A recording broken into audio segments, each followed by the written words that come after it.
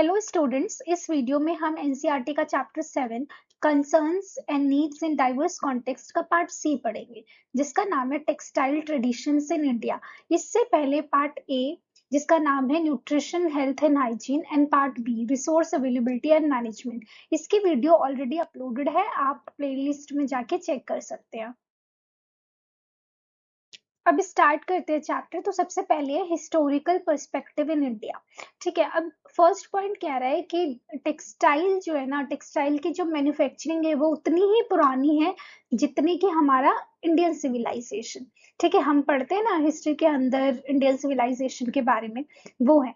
ठीक है, सेकंड जो है कि फैब्रिक को क्या कंसिडर किया गया है एज अ सिंबल, जो कि डिस्क्राइब करता है क्रिएशन ऑफ द यूनिवर्स। ठीक है, और ये कहाँ लिखा हुआ है? ऋग्वेदा और उपनिषद में लिखा हुआ है। थर्ड पॉइंट जो है, जो अभी हमने सेकंड पॉइंट में पढ़ा है कि क्रिएशन ऑफ द यूनिवर्स, इसमें से जो यूनिवर्स जो वर्ड है, ठीक है, उसका वो क्या डिस्क्राइब करता है? A fabric woven by the god. Universe क्या डिस्क्राइब कर रहा है? कि एक ऐसा फैब्रिक जो कि खुद भगवान के द्वारा बनाया गया है। ठीक है, अब फोर्थ पर आते हैं। फोर्थ में क्या कह रहा है कि appearance of day and night as they bring light and darkness over the earth are compared to movement of the shuttle in the loom by the weaver। इसका मतलब है कि जब जो मूवमेंट होती है ना शटल की लूम के अंदर, ठीक है, वो क्या डिस्क्राइब करता है? कि appearance of day and night. अब जैसे डे में क्या होती है? लाइट होती है, और नाइट में क्या होती है? डार्कनेस होती है अर्थ के ऊपर बेसिकली। ठीक है, तो इसी को ही हमने किससे कंपेयर किया है? जो हमें डे और नाइट अपनी अर्थ पे दिखाई देता है, इसको कंपेयर किया गया मूवमेंट ऑफ द शटल, और किसके थ्रू? वीवर के थ्रू। अब आते हैं वीविंग पर कि वीविंग जो है वो सबसे ओल्डेस्ट आर्ट है, एंड फाइन फैब्रिक प्रोडक्ट्स भी इसी से बनाए जाते हैं, आज से नहीं, बहुत साल पहले से।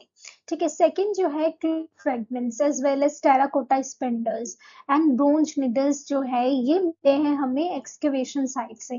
कहाँ पर? मोहनजोदारो में। ठीक है, मोहनजोदारो में जब खुदाई की गई तो वहां से हमें ये कपड़ों के टुकड़े और टेराकोटा स्पेंडल, ब्रोंज निडल्स, ठीक है, ये सारी चीजें मिली, जो कि एक प्रूफ है, एविडेंस है कि जो ट्रेडिशन है ना कॉटन स्पिनिंग का, विविंग का, डाइंग का, एम्ब्रॉयडरी, ये इंडिया में कोई नया नहीं है, ये 5,000 साल पुराना है। ठीक है, अब थर्ड जो है कि जो इंडिया है वो first among the Asian civilization, मतलब इंडिया जो है वो पहला ऐसा एशियन सिविलाइजेशन है जिसने कलर की डिस्कवरी की थी। ठीक है, ये याद रखना, ये क्वेश्चन जरूर आता है एग्जाम में। ठीक है, फिर died and printed cotton fabric जो है वो क्या किया जाता है? एक्सपोर्ट किया जाता है दूसरी कंट्री में। और क्यों किया जाता है? क्योंकि उसकी एक कलर फास्टनेस प्रॉपर्टी के वजह से। अब ये क्या होता है कलर फास्टनेस प्रॉपर्टी? ये भी एग्जाम में पूछा जाता है कि फास्टनेस प्रॉपर्टी का मतलब है कि जब हम फैब्रिक पर, कॉटन पे जब हम कलर अप्लाई करेंगे, ठीक है, तो वो कलर एज इट इज रहे। ऐसा ना हो कि वॉल पर या आयरन करने पर वो कलर चेंज हो जाए या फेड हो जाए, अपनी प्रॉपर्टी लूज कर दे, ऐसा नहीं है। ठीक है, तो कलर फास्टनेस क्या है? कि वो अपनी प्रॉपर्टी जो है कलर की, उसी में ही मेंटेन रखे अपने आप को। अब 15th सेंचुरी ऑनवर्ड क्या हुआ कि इंडिया जो था सबसे बड़ा एक्सपोर्टर बन चुका था टेक्सटाइल का। क्यों हुआ था ये? क्योंकि ईस्ट इंडिया कंपनी आई थी यूरोपियन नेशंस के थ्रू। ठीक है, यहाँ पर उन्होंने क्या किया था? डिफरेंट इंडस्ट्रीज सेटअप की थी। ठीक है, उस टाइम पे इंडस्ट्रियलाइजेशन हुई थी, तो वो किससे रिलेटेड थी? बेसिकली टेक्सटाइल ट्रेड से रिलेटेड थी। ठीक है, अब सेकेंड लाइन जो है कि ट्रेडिशनली इंडियन फैब्रिक प्रोडक्शन जो था, बेसिकली इंडिया में जो फैब्रिक प्रोड्यूस होता था वो मेन 3 नेचुरल फाइबर्स थे, कॉटन, सिल्क एंड वुल। अब आते हैं कॉटन पर। तो इंडिया को क्या कहा जाता है? होम ऑफ कॉटन, मतलब कॉटन का घर। कॉटन की जो कल्टीवेशन होती है और उसका जो यूज होता है ना वीविंग में, वो बहुत पहले टाइम से फेमस है, मतलब प्री हिस्टोरिक टाइम से फेमस है। सेकंड जो है स्पिनिंग एंड वीविंग जो टेक्निक होती है वो डेवलप हुई थी इंडिया में। ठीक है, अब जो स्पिनिंग और वीविंग प्रोसेस से जो फैब्रिक बनते हैं ना, वो बहुत ही फाइनेस और उसकी जो डेकोरेशन होती है वो बहुत ही प्यारी होती है। ठीक है, अब थर्ड जो है कि कॉटन ने ट्रैवल किया इंडिया से पूरे वर्ल्ड में। कैसे? इसका क्या प्रूफ है? कि कुछ जो मटेरियल है ना, जब आर्कियोलॉजिकल साइट से डिगिंग की गई, कहाँ पर? एशियन लैंड ऑफ बैबिलोन, मतलब कहाँ पर है ये? आज का जो प्रेजेंट का जो इराक है, वहां पे बहुत पहले टाइम में जब डिगिंग की गई तो वहां पे कुछ मटेरियल ऐसे मिले जिसपे हड़प्पा की सील्स थी। तो इससे पता चला कि कॉटन ने पूरे वर्ल्ड में ट्रैवल किया। अब है फोर्थ, कि जब रोमन्स और ग्रीक्स ने पहली बार कॉटन को देखा तो उन्होंने कहा कि वुल दैट ग्री ऑन ट्री, मतलब ऐसा वुल जो कि पेड़ों पे उगता है। ढाका और ढाका जो आज का बांग्लादेश है, ठीक है, वो फाइनेस्ट फैब्रिक प्रोड्यूस करता है जिसका नाम है मलमल खास और रॉयल मुस्लिन। ये इतने फाइन होते हैं ना कि ऑलमोस्ट इनविजिबल होते हैं, मतलब दिखते ही नहीं है। तो इसके कुछ पोएटिक नेम्स है जो पोएट ने दिए हैं, जैसे कि बफ्त हवा, वुवन एयर, अबे रावल जो कि क्या है, फ्लोइंग वाटर, शबनम जो कि इवनिंग ड्यू। ये कई बार एग्जाम में पूछा जाता है, कॉम्पिटेटिव एग्जाम में कई बार आया है ये क्वेश्चन। सेकंड है जामदानी और फिगर्ड मुस्लिन। ये कहाँ पे वुवन होता है? ये बंगाल में होता है। और कुछ जो पार्ट है नॉर्थ इंडिया के, वो ऐसे कॉटन प्रोड्यूस करते हैं जो काफी फाइनेस्ट ब्रोकेड होती है, जिसकी बहुत फाइन फाइन फैब्रिक तो है ही, साथ में उसके डेकोरेशंस भी होती है उसके ऊपर। तो ये क्या है? Product of Indian weaving. Third जो है, इंडियन क्राफ्ट पर्सन को क्या बोलते हैं हम? Masters dyers to the world. बहुत इंपॉर्टेंट क्वेश्चन है ये, तो पूछा ही जाता है कि इंडियन क्राफ्ट पर्सन को master dyers to the world बोलते हैं। लेकिन क्यों? तो क्यों? क्योंकि हमने इससे पहले भी कलर फास्टनेस की प्रॉपर्टी पढ़ी। डायर्स का मतलब क्या है? कि कलर को फैब्रिक, जो कलर है वो फैब्रिक पे लगाना, चढ़ाना। अब वो इतनी अच्छी तरीके से लगाते हैं इंडियन क्राफ्ट पर्सन की, मतलब उस कलर की इतनी यूनिक प्रॉपर्टी बन जाती है कि ना ही वो फेड होते हैं, ना ही उनपे कोई असर पड़ता है, वो अपनी प्रॉपर्टी को मेंटेन करके रखते हैं। तो इसलिए क्या कहा जाता है? Master dyers to the world. अब आते हैं सिल्क पर। तो सिल्क के जो फैब्रिक है वो इंडिया में बहुत साल पहले से बनते हुए आ रहे हैं, ठीक है, एशियन टाइम से ही बनते हुए आ रहे हैं। तो जो ओरिजिन हुई थी सिल्क की, वो कहाँ पर हुई थी? चाइना में हुई थी। ये याद रखना, कहाँ हुई थी? चाइना में। और इसकी पूरी डिस्कवरी जो है वो फैब्रिक वाले चैप्टर में आप जाके देख सकते हैं। अब एज द वीवर माइग्रेटेड, जिस तरीके से जो वीवर था जब वो माइग्रेट किया उन्होंने, वो जिस जगह जाते थे वहां पर अपने नए सेंटर्स खोलते थे।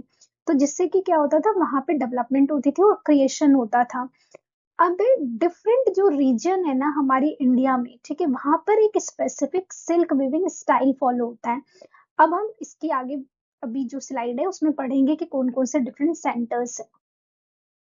अब आते हैं फर्स्ट सेंटर पे जिसका नाम है वाराणसी। अब ये कहाँ पर है? उत्तर प्रदेश में है। अब इसमें क्या है? ओल्ड ट्रेडिशन फॉलो होता है, एक स्पेसिफिक विविंग स्पेशल स्टाइल है, ठीक है। इसका जो बेस्ट जो प्रोडक्ट जो काफी फेमस है वो है ब्रोकेड और किंग ख्वाब। ये याद रखना है, किंग ख्वाब, किंग ख्वाब और ब्रोकेड कहाँ पे? वाराणसी में। अब it's splendor and elegance and high cost of the fabric gave its name किंगख्वा। ठीक है, इसकी जो प्रॉपर्टी है ना, इस जो इस सिल्क की जो प्रॉपर्टी है, ये काफी हाई कॉस्ट होता है और इसकी काफी वैभव और एलिगेंस होता है, इस वजह से इसका नाम रखा गया किंग ख्वाब।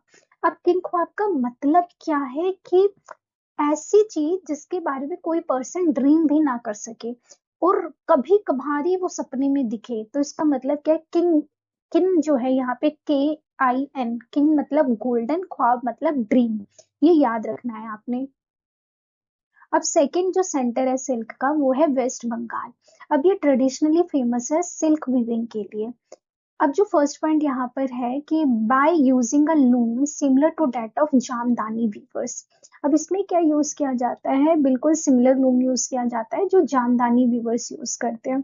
अब ये इसमें क्या था, जो वेस्ट बंगाल के जो वीवर्स होते हैं ना, वो वीव करते हैं सिल्क ब्रोकेड साड़ी, ठीक है। सिल्क ब्रोकेड, ब्रोकेड का मतलब याद रखना डेकोरेटिव जो होती है, ठीक है। ये साड़ी कैसे डेकोरेट करते हैं? बालूचर बूटेदार, ये याद रखना है ये वर्ड। वेस्ट बंगाल में जो सिल्क ब्रोकेट साड़ी जो प्रोड्यूस होती है, जो बनाते हैं, वो उसका नाम क्या है? बालूचर बूटेदार, ठीक है। ये जो स्टाइल है कहाँ ओरिजिनेट हुआ था? बालूचर इन मुर्शिदाबाद डिस्ट्रिक्ट, जो कि वेस्ट बंगाल में एक डिस्ट्रिक्ट है मुर्शिदाबाद, वहां पर एक एरिया है बालूचर। तो वहां पे जब इसकी ओरिजिन हुई, जब ये वहां पे बनाया गया, तो उसका नाम क्या रखा गया? बालूचर बूटेदार, ठीक है। अब जो सेकंड पॉइंट है कि जो मोस्ट कैरेक्टरिस्टिक फीचर है इस साड़ी का, उसमें क्या होता है? पल्लव। अब पल्लव का मतलब क्या होता है, जो साड़ी का जो एंड, जो हम कहते हैं ना पल्लो, तो ये क्या है पल्लव।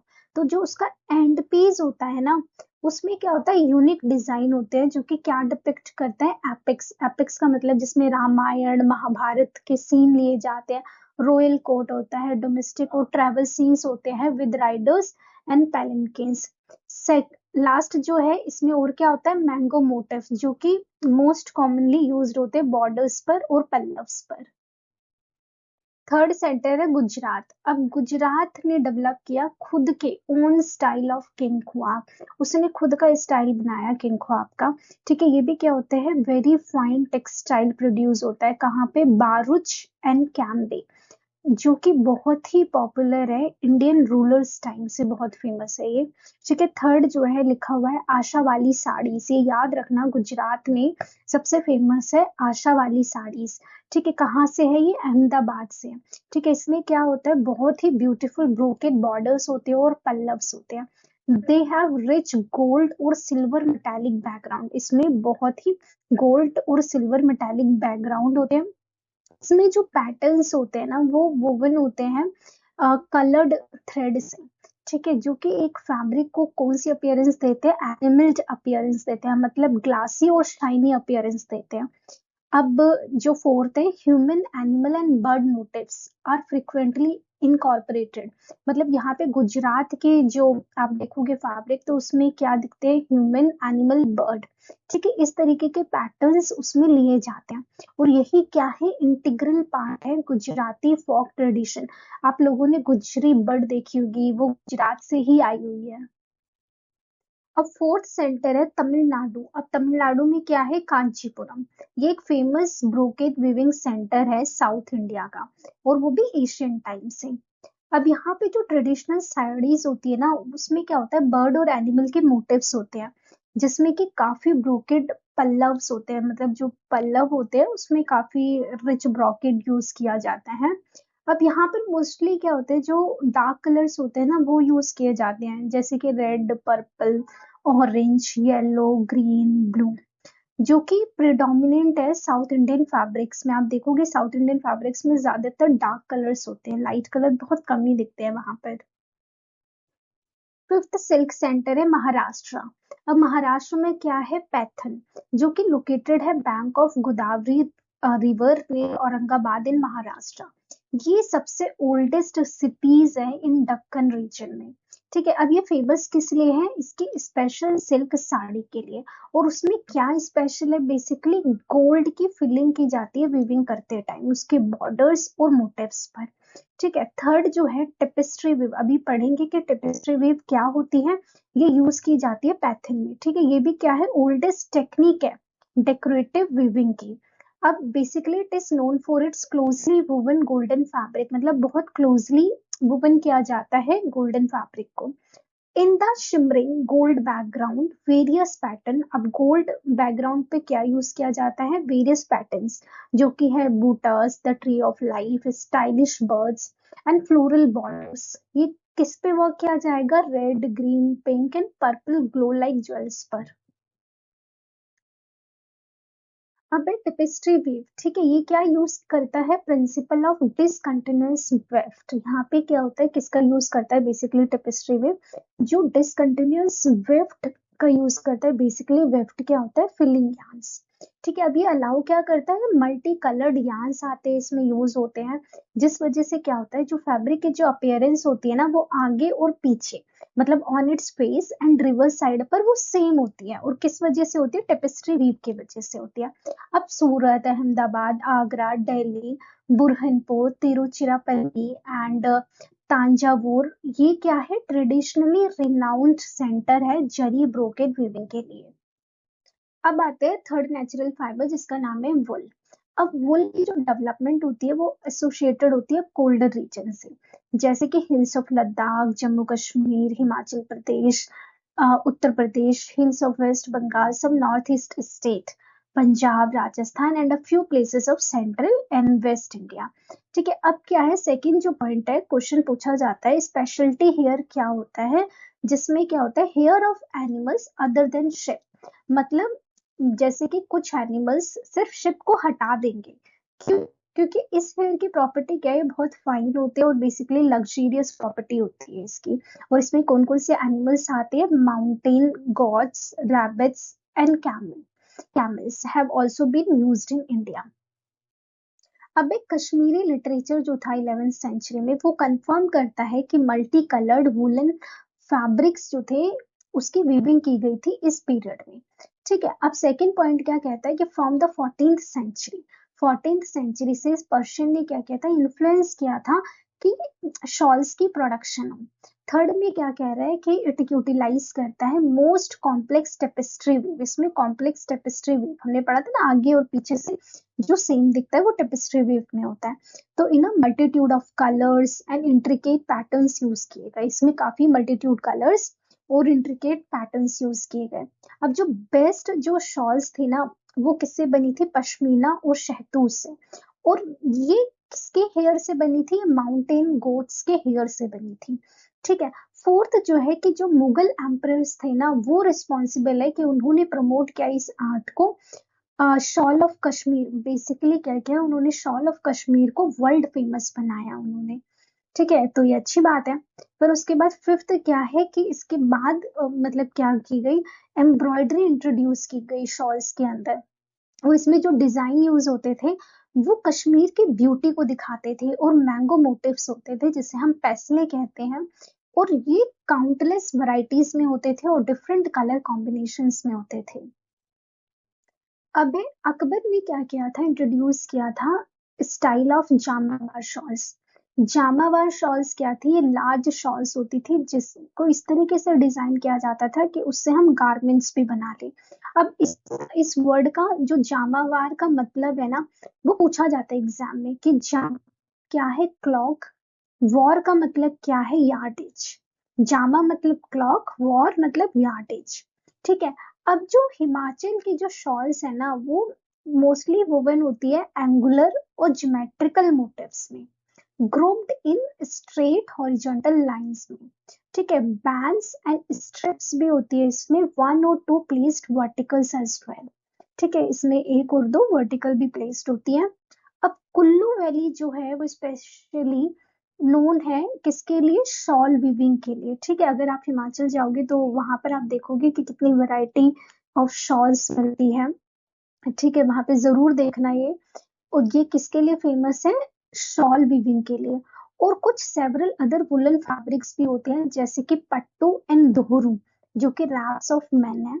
ठीक है, अब यहाँ पर क्या है, लास्ट जो पॉइंट है, in the recent year shawl weaving in other places have also gain important. मतलब अब क्या है, अदर प्लेसेस में भी शॉल्स बनाए जाते हैं, जैसे कि अमृतसर, लुधियाना हो गया, और उत्तराखंड हो गया, और गुजरात हो गया।